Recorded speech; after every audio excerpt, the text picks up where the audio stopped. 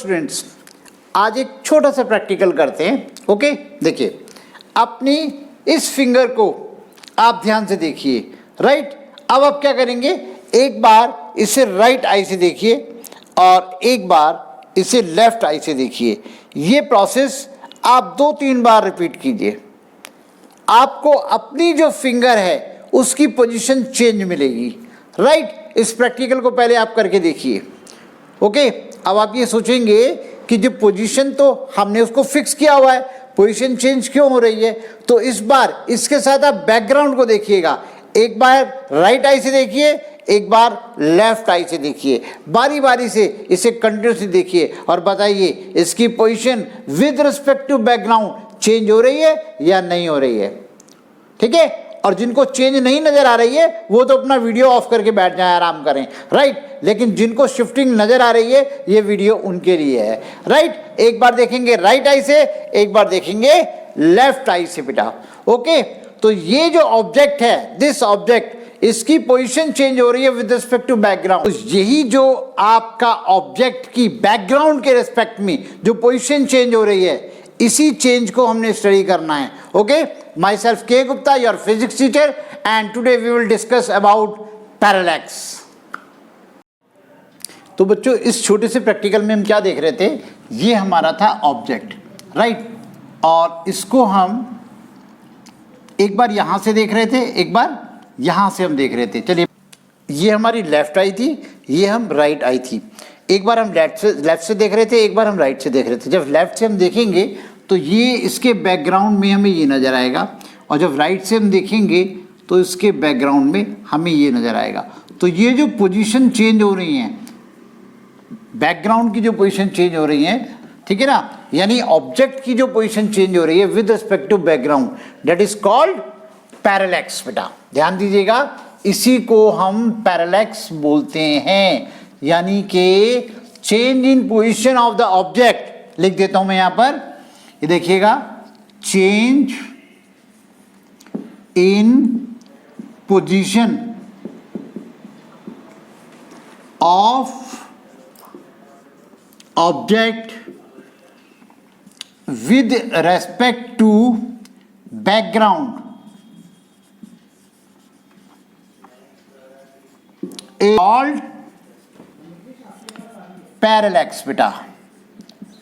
Right, तो इस angle को बच्चों, इस एंगल को बोलते हैं हम थीटा, यानी कि ये कहलाता है हमारा पैरेलैक्स एंगल। पैरेलैक्स एंगल, या फिर इसको पैरेलैक्टिक एंगल भी बोलते हैं। पैरेलैक्टिक एंगल, और ये वाली जो डिस्टेंस है, राइट, इसको बोलते हैं बेटा बेसिस। बी का मतलब है यहां पर बेसिस। तो पैरेलैक्स जो हमने समझा, इस पैरेलैक्स को हम यूज करते हैं नियर बाई स्टार्स की डिस्टेंस निकालने में। हमारी अर्थ से जो स्टार है या जो प्लेनेट है कितनी डिस्टेंस पर है, वो हम इसी पैरेलैक्स मेथड से की हेल्प से निकालते हैं। एक पॉइंट और क्लियर कर लीजिए बच्चों, जो डिस्टेंस या लेंथ हम मेजर करते हैं उसके दो तरीके हो गए, एक डायरेक्ट मेथड और दूसरा इनडायरेक्ट मेथड। डायरेक्ट मेथड बहुत ही सिंपल, अगर आपको इसकी लेंथ मेजर करनी है, आप स्केल लगाएंगे और इसकी लेंथ को मेजर कर लेंगे, ये हुआ डायरेक्ट मेथड। अब मान लो अगर आपको मून की डिस्टेंस मेजर करनी है फ्रॉम द अर्थ, तो आप छत पे स्केल लेके थोड़ी ना खड़े हो जाओगे, या मेजरिंग टेप लेके थोड़ी ना खड़े हो जाओगे कि छत से जाऊंगा और मून तक का डिस्टेंस मेजर कर लूंगा। That is not possible. तो वो जो मेथड होता है वो होता है इनडायरेक्ट मेथड। देखा पैरेलैक्स। अब इस पैरेलैक्स मेथड की हेल्प से हम लोग क्या करते हैं, distance of stars, distance of planet from the earth calculate करते हैं। राइट, देखिए किस तरीके से बेटा।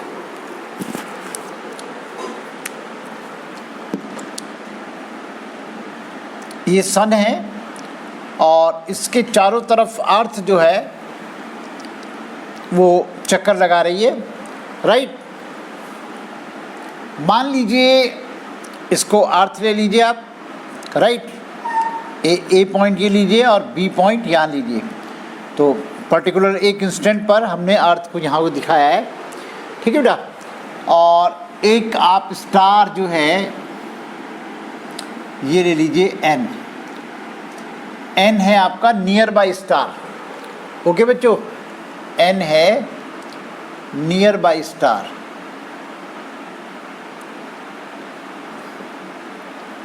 राइट, अब आप क्या करेंगे, टेलीस्कोप की हेल्प से आप एक स्टार सेलेक्ट करेंगे, फार अवे स्टार, ओके। तो यहाँ पे आपने एक स्टार लिया, इस स्टार के कंपैरिजन में ये काफ़ी दूर है,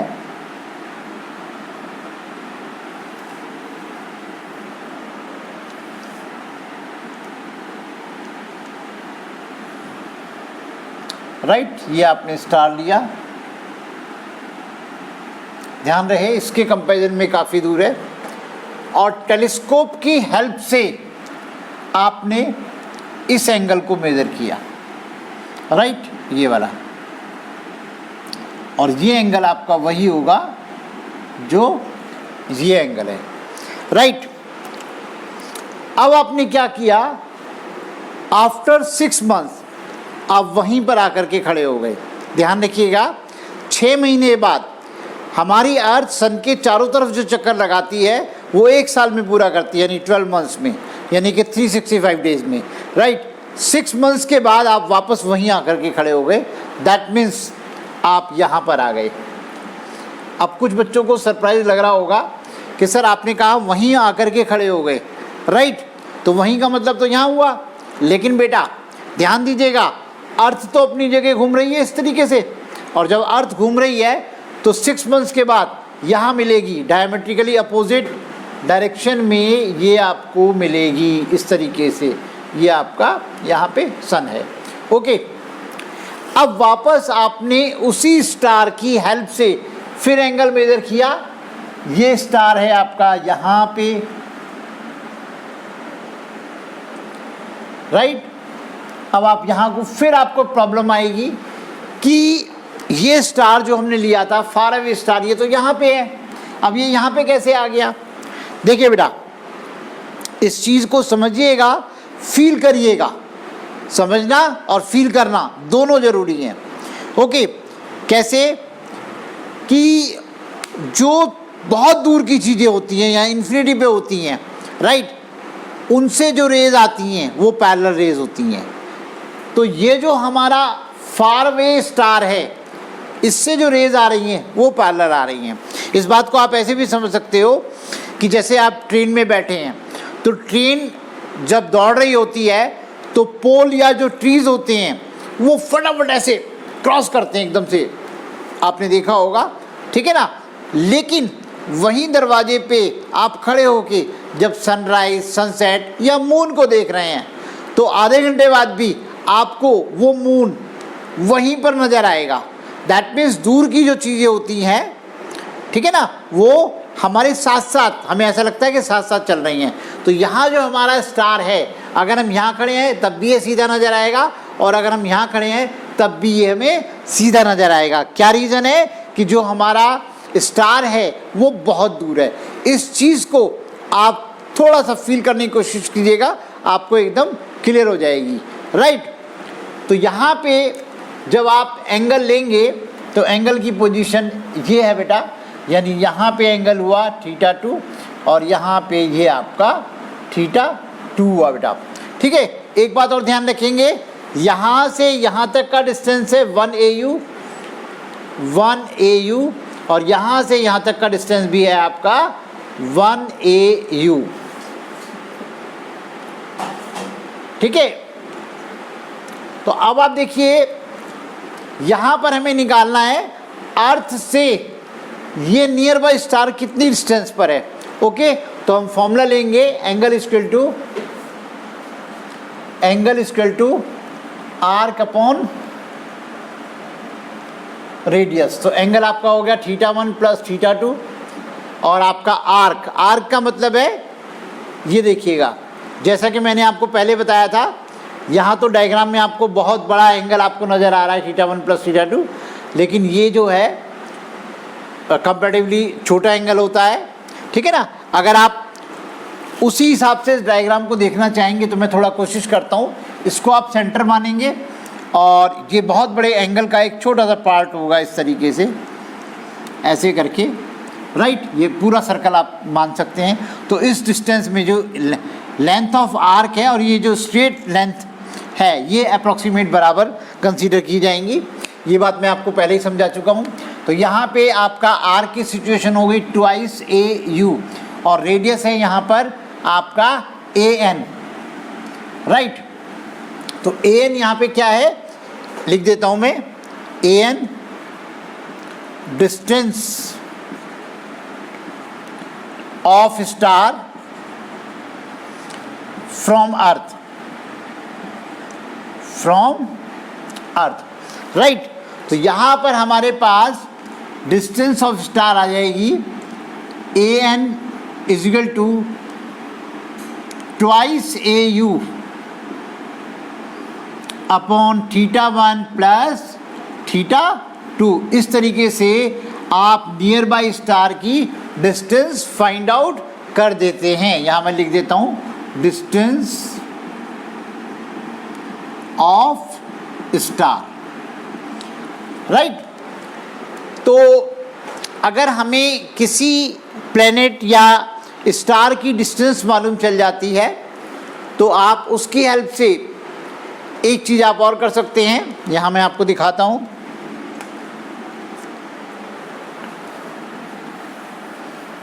मान लीजिए आपको मून की डिस्टेंस मालूम है फ्रॉम द अर्थ और आपको उसका डायमीटर निकालना है। यहां मैं मेंशन कर देता हूं, to calculate diameter of moon, ठीक है। मून की आपने डायमीटर निकालना है। तो ये आपका मून, ये इसका डायमीटर हुआ, ठीक है ना। और यहाँ ये मैंने अर्थ दिखाई है। अर्थ के इस पॉइंट से आपने यहाँ से यहाँ तक आपने ये एंगल ऑब्जर्व किया थीटा, राइट। तो अब आप ये देखिएगा, ये डिस्टेंस आपको मालूम है डी और ये small D diameter of moon है। यहाँ जो है ये डी है डायमीटर ऑफ मून, ठीक है बेटा। तो अब आप देखिएगा, एक बार फिर आप यूज़ करेंगे angle is equal to arc upon radius. तो यहाँ पे एंगल कितना है थीटा, आर्क मीन्स है आपका डायमीटर अपॉन रेडियस। तो यहाँ से आपका डायमीटर निकल के आ जाएगा थीटा इंटू डी। इस तरीके से आप डायमीटर कैलकुलेट कर सकते हैं। और यहाँ देखिएगा, एक बार फिर आपको इस बात समझने की ज़रूरत है कि ये आपका पॉइंट है, इसको आप सेंटर मानेंगे। जो आपका सर्कल होगा वो इस तरीके से जो है की सिचुएशन आएगी, ये सेंटर होगा, राइट। इस तरीके से आपको ध्यान रखना है। इस फॉर्मूले की आपको पूरी नॉलेज होनी चाहिए। Angle equal to arc upon radius, parallax आपको क्लियर होना चाहिए। और साथ में जो मैंने आपको बताया था कि दूर की कोई चीज़, दूर का कोई ऑब्जेक्ट हमें, अगर हम आगे मूव भी करते हैं तो वो अपने हमें वही सीधा नज़र आता है। तो इन बातों की आपको जानकारी होनी चाहिए। हाँ बेटा, ये क्वेश्चन आपको स्क्रीन पे दिखाई दे रहा होगा। When the planet Jupiter is at a distance of 824.7 million kilometres from the earth, its angular diameter is measured to be 35.72 minute of arc. Calculate the diameter of the Jupiter. यानी कि Jupiter का diameter आपने निकालना है। तो वो situation है, मैं आपको दिखाता हूँ यहाँ पर। जैसे ये आपका जुपिटर है, ठीक है ना, और इसका डायमीटर जो है आपको बताना है, ये आपकी अर्थ है, यहाँ पर ये अर्थ है, राइट। तो दो चीज़ें आपको गिवन है, एक तो डिस्टेंस आपको गिवन है, ये वाला डिस्टेंस जो है वो आपको गिवन है, इसमें ये वैल्यू आपको दी हुई है बेटा 824.7 मिलियन किलोमीटर्स। तो मैंने इसलिए 10⁶ ले लिया है किलोमीटर, राइट। और उसके अलावा जो हमें एंगुलर डायमीटर का मतलब है ये एंगल हमें दिया हुआ है, और ये एंगल है हमारा 35.72 सेकेंड। अब ध्यान रखिएगा, सेकेंड को पहले हम डिग्री में कन्वर्ट करेंगे, तो डिग्री में कन्वर्ट करने का हमारे पास तरीका रहेगा कि 35.72 अपॉन 60 ये आपका डिग्री में आ गया, ठीक है। और इसको हम लेंगे रेडियन में, इसको हम कन्वर्ट करेंगे तो ये आपका 60, ये π/180 ये आपका रेडियन में आ चुका है बेटा, क्योंकि हम जब भी कैलकुलेट करते हैं वैल्यूज़ को तो वो रेडियन में कैलकुलेट करते हैं। तो अब आप ये देखिएगा कि आपको निकालना है ये डायमीटर, ठीक है। तो हम फॉर्मूला यूज़ करेंगे एंगल इक्वल टू, यानी कि angle equal to arc upon distance radius, angle equal to arc upon radius, ठीक है ना। तो यहाँ से हमारे पास d निकल के आ जाएगा थीटा इंटू डी। तो ये वैल्यूज़ हम पुट कर देते हैं यहाँ पर, ये आपका हो गया 35.72 और आपका 60 इंटू 60 और इंटू π/180, और ये कैपिटल D की वैल्यू है 824.7 इंटू 10⁶ किलोमीटर, राइट। ध्यान से देखिएगा, ठीक है ना। तो इसको अब हम सॉल्व करेंगे, सॉल्व करके ये आता है 1.42 इंटू 10⁵, 1.42 इंटू 10⁵ किलोमीटर, राइट। इसमें जो भी क्वेश्चंस हैं वो सेम पैटर्न पे हैं, जो आपका फॉर्मूला होता है angle equal to arc upon radius. 3 values हैं, 3 वैल्यूज़ में से 2 वैल्यूज़ आपको गिवन होती है, तीसरी अननोन होती है, ओके। तो बाकी क्वेश्चंस में आपको कोई प्रॉब्लम नहीं आएगी। तो आपके पास जो भी बुक है या नोट्स आपके जो भी हैं उनमें से क्वेश्चंस आप खुद कीजिएगा, ओके बच्चों, दैट्स ऑल।